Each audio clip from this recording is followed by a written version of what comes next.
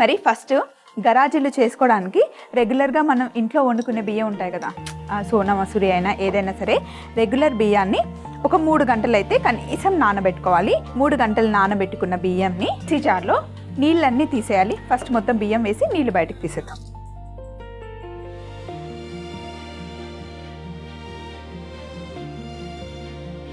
అయితే ఇప్పుడు మనం తీసుకున్నవి 1/2 కిలో బియ్యం.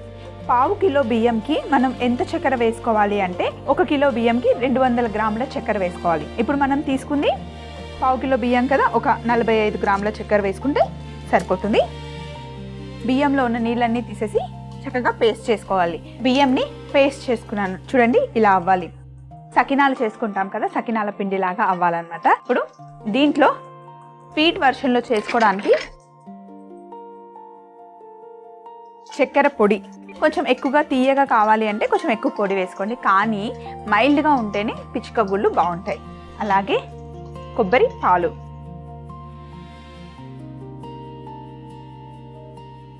ఈ పిండి మటుకి అస్సలు పులియకూడదు. చక్కెర పొడి మొత్తం బియ్యం పేస్ట్లో కలవాలి. ఇప్పుడు ఇది పర్ఫెక్ట్గా ఉంది. నూనె చూడండి పొగలు వస్తుంది కదా, ఇంత వేడిగా ఉండాలి. ఇప్పుడు కొంచెం మంట చిన్నగా చేసుకొని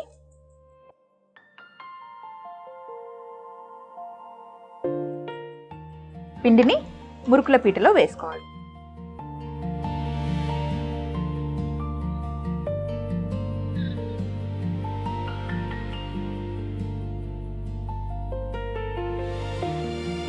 ఇలా పిచ్చుక గూళ్ళలాగా వేసుకోవాలన్నమాట. ఇప్పుడు జాగ్రత్తగా మంచి కలర్ వచ్చిన తర్వాత మెల్లిగా దీన్ని ఇటు సైడ్ తిప్పుకోవాలి. చూస్తుంటే వెరైటీగా ఉంది కదా, టేస్ట్ కూడా క్రిస్పీగా తింటూ ఉంటే చాలా బాగుంటుంది. ఇప్పుడు ఇలా బ్రౌన్ కలర్ వచ్చిన దాన్ని ఇలా మెల్లిగా మధ్యలోకి మలుచుకోవాలి.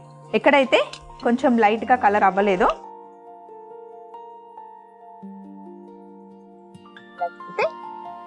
అక్కడ కూడా మంచి బ్రౌన్ కలర్ వచ్చేస్తుంది. కావాలంటే ఇలా కొంచెం ఇలా పట్టుకున్నా పర్వాలేదు.